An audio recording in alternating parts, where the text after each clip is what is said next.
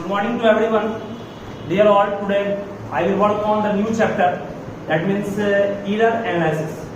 जिस चैप्टर को हम लोग आज शुरू कर रहे हैं उस चैप्टर का नाम सबसे पहले आप सभी फॉर्म कीजिएगा। चैप्टर का नाम है एरर एनालिसिस।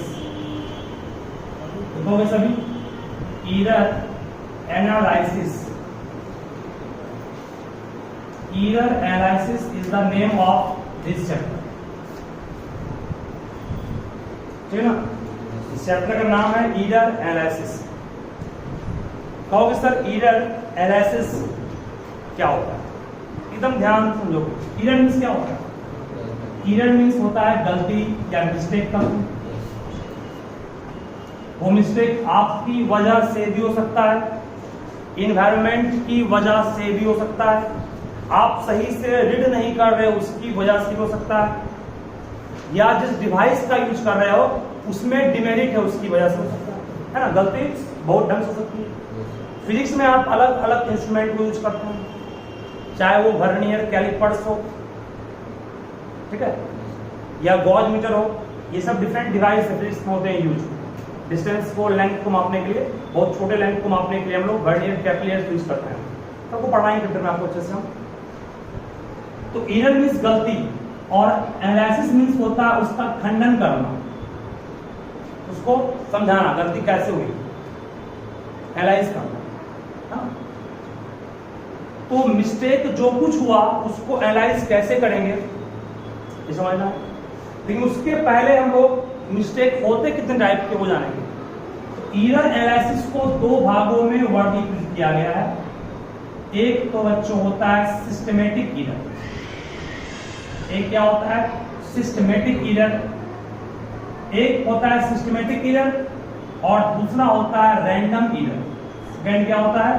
Random error. एक सिस्टमेटिक एरर, दूसरा क्या बोले आपको? Random error. अब सिस्टमेटिक एरर जो आप देख रहे हैं वो बहुत टाइप से हो सकता है, चाहे वो आपका एक्सटर्नल काउच के कारण। एक्सटर्नल काउच मतलब विंड हो गया, टेम्परेचर हो गया, एयर रेजिस्टेंस हो गया, इस कारण से। मान लो एक पेंडुलम है, एक पेंडुलम का हम लोग टाइम पीरियड निकाल रहे हैं। टाइम पीरियड कहाँ निकालते हैं उसका? जहाँ वैक्यूम होगा। हवा में उस पेंडुलम को छोड़ देंगे और टाइम पीरियड निकालेंगे। हवा में एयर रेजिस्टेंस है कि नहीं? हवा तो पेंडुलम को रोकेगी, उससे मूवमेंट में कुछ न कुछ कमी आएगी। वो वैक्यूम माप पाएगा क्या? नहीं माप पाएगा। इसे कहते हैं हम लोग एक्सटर्नल काउच।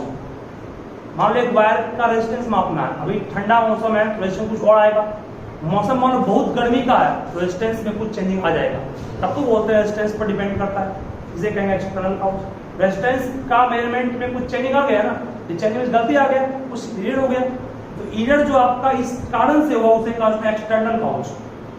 मतलब एरर आपका 4 टाइप में बांटा गया है, जिसको हम बारी बारी बताएंगे। सिस्टमेटिक एरर को पुनः 4 भागों में वर्गीकृत किया गया है। इन सबको हमें बारी बारी से नहीं पढ़ना है, बट समझना है इन सबको। सिस्टमेटिक एरर को इन 4 भागों में वर्गीकृत किया गया। कहोगे सर वो 4 पार्ट क्या क्या है? पहला है इंस्ट्रूमेंटल एरर। फर्स्ट क्या है? Instrumental error. दूसरा है बाबू ऑब्जर्वेशन एरर और पर्सनल एरर। तीसरा कहते हैं error due to external cause और चौथा है error due to imperfection. First मैंने क्या कहा, सब दिखाऊंगा। फर्स्ट मैंने कहा आपको इंस्ट्रूमेंटल एरर। इंस्ट्रूमेंटल एरर मतलब कि इंस्ट्रूमेंट में कुछ खामी है, इंस्ट्रूमेंट कुछ खराब है, उसे इंस्ट्रूमेंटल एरर डालेंगे। सेकंड काउच, सेकंड क्या बोले आपको? Personal error. सेकंड पर्सनल मतलब आपके कारण बार बार गलती हो रहा है, कुछ न कुछ आप सही से पढ़ नहीं रहे हैं, उसको सही से लिख नहीं रहे हैं, लिखने में गलती कर रहे हैं, उसे कहते हैं क्या हम लोग? Personal error. ठीक है। और फिर क्या बोले आपको हम? External couch. एरर जो एक्सटर्नल काउच के कारण हुआ। एक्सटर्नल काउच में क्या आ गया? विंड हो गया, टेम्परेचर हो गया, सब हो गया। और चौथा है error due to imperfection. Error due to imperfection. Error due to imperfection का मीनिंग क्या है? मान लो कि हमने कोई डिवाइस के रेजिस्टेंस को मापा, वो 1.234 ... ओम है। डॉट डॉट डॉट इनपरफेक्ट हो गया, परफेक्ट हुआ नहीं, इसके आगे कितना प्लेस एग्जैक्ट क्या होता नहीं, 5 हो सकता है, और उसके बाद 6 7 हो सकता है। इसको पीरियड ड्यू टू इनपरफेक्शन कहते हैं। तो हम लोग के पास सिस्टमेटिक एरर को इन 4 भागों में वर्गीकृत किया गया। रैंडम एरर क्या होता है, जिसका काउज हमें पता नहीं, मींस ये हो गया अननोन काउज, इसके काउज के बारे में हमें पता ही नहीं है, ये हो रहा क्यों रहा है, इसके बारे में जान ही नहीं पा रहे हैं, क्यों गलती हो रहा होता, इस कोई कारण इसका हम पता ही नहीं, गलती है मिस्टेक हो कहाँ रहा है, इसके बारे में कोई, सब कुछ ठीक है, इंस्ट्रूमेंट भी ठीक है, टेम्परेचर भी कांस्टेंट, सब कुछ भी कर रहे हैं, हम सही से रीड भी कर रहे हैं, फिर भी गलती आ रहा है, ये अननोन काउज है। मान लो इस वायर है, एक तार है, इसको माप रहा है, किसी का 2.1 आया, किसी का 1.2 आया, किसी का 2.13 आया, नहीं किसी का 2.14 आया, तो कभी क्या आ रहा है, इस टाइप के एरर को कहते हैं कि हम लोग रैंडम एरर, जिसे अननोन काउज, काउज जानते हैं, काउज क्या है, कारण के पता नहीं हमको, और इसका जो काउज होगा वो नॉन काउज होगा, ये नॉन काउज है और ये क्या है, नॉन काउज, इसका कारण पता है हमें, या तो इन सबों में किसी एक कारण से गलती हुआ हो, है ना, इस तरह से एरर को बांटा गया है, ठीक है। अब सबको लिख के पहले से वीडियो पॉज कीजिए,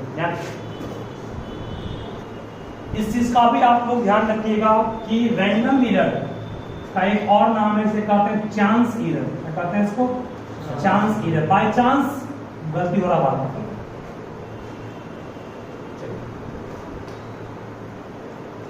आगे बढ़े।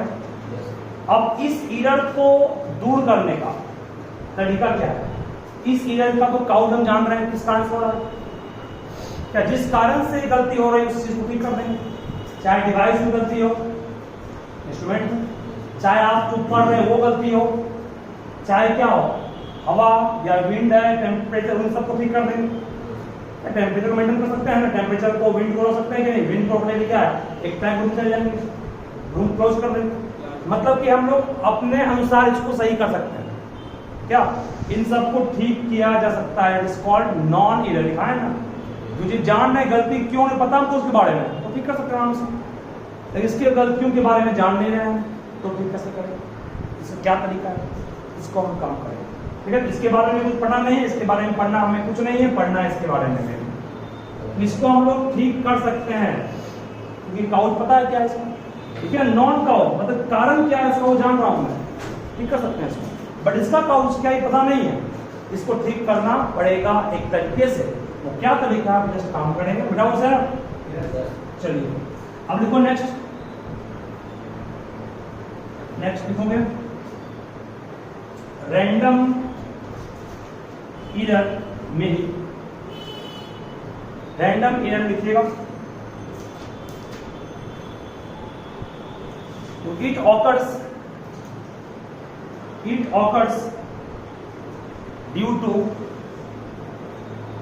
due to unknown cause,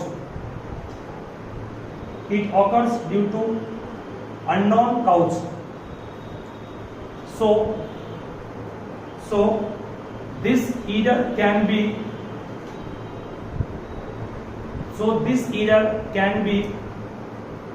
corrected मतलब सही कर सकते हैं, इस रैंडम एरर के बारे में कह रहे हैं, random error can be corrected by,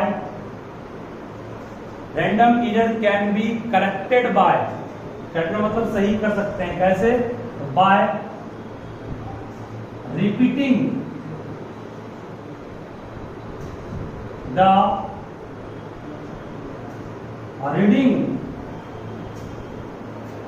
of observation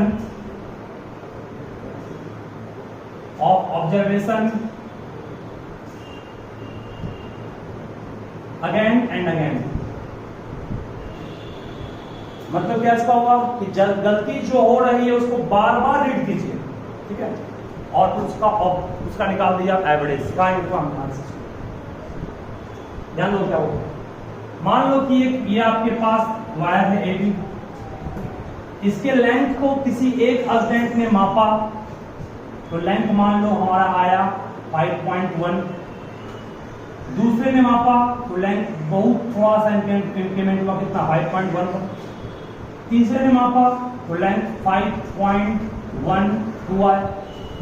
चौथे ने मापा तो 5.13 से आ रहा है। तो 1.0 1.1 बहुत कम गैप, बहुत कम, 1 सेंटीमीटर क्या 1 mm के लगभग बराबर है, बहुत कम हो गया। इतना कम बार बार ये चेंजिंग आ रहा है, इसके लिए क्या करेगा, वो अपने ऑब्जर्वेशन को बार बार रीड कर रहा है। मुझे देखता अधिकतम बार कौन आता है, अधिकतम बार मान लो 5.10 आया, 10 आया, इसका मतलब वो रीडिंग नहीं है, वही होगा समझो। मीन्स एक ही चीज को बार बार वो माप रहा है, ठीक है। और मान 10 बार मापा, 10 बार मान लो कि 4 बार आ गया 5.10, बाकी सब अलग लगा है, इसका मतलब क्या हुआ 5.10, इसका सही आंसर हो गया। एक जगह ये होगा समझ लीजिए।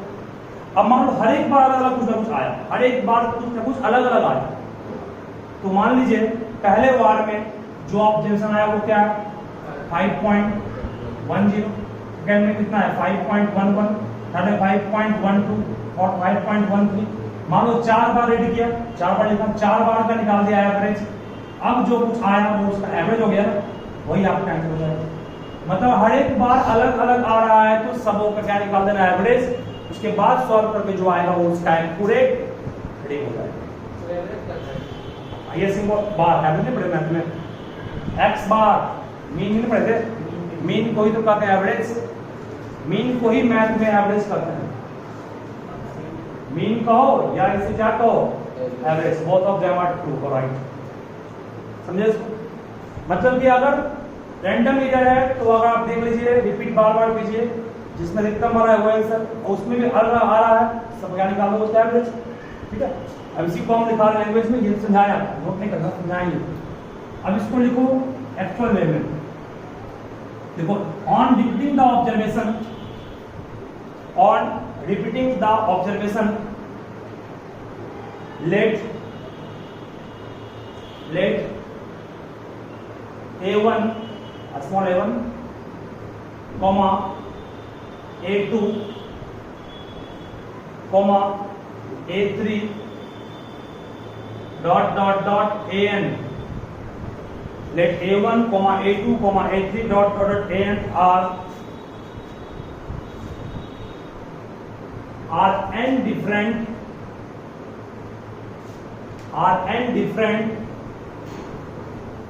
reading,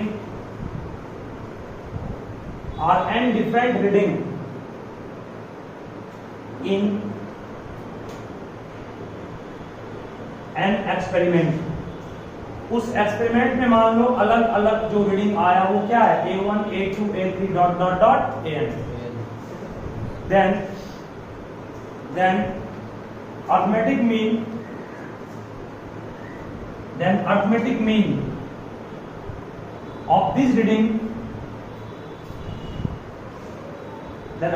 mean of this reading gives you its actual value। The arithmetic mean of this reading gives you the actual value, that is arithmetic mean means a बार, है ना। देखो arithmetic means a का बार जहां लग गया समझो मीन एवरेज है, average के प्राइस सबको जोड़ते ऊपर में ना, A1 प्लस जितना भी ऑब्जर्वेशन है सबको जोड़ते, क्लास 10 में पढ़े भी हो। arithmetic mean एवरेज मीन निकालने का sum of observation by number of observation. Observation कौन सा है A1 A2 A3 dot dot AN, कुल ऑब्जर्वेशन कितना पीस है n पीस, राइट। इसी को और शॉर्ट में लिख सकते हो कैसे, A bar average, A bar means average, ये mean arithmetic mean of already. इसको लिख सकते हो 1/n इनटू कितना A1 plus A2 plus dot dot dot कितना n, सही है। इसको A1 plus A2 plus dot dot dot AN कहेंगे। अब A1 plus A2 plus dot dot dot AN को क्या लिखोगे, सिग्मा AI, आई का मान कहां से कहां, 1 से, पढ़े हो मैथ में 1/n सिग्मा AI, आई का मान 1 से कहां तक, दिस इज योर, ये आपका हुआ तरीका इसको निकालने का, रैंडम एरर्स को एक्यूरेट करना, सही करना। सब लिखिए इसको अच्छे से, लिखिए कोर्स कीजिए। AI AI मीन्स वही। अब एक चीज सिखा रहा और यहां तक करने के बाद रैंडम एरर को आगे बढ़ाते हैं। एक होता है एब्सोल्यूट एरर, रैंडम एरर में आएगा ये।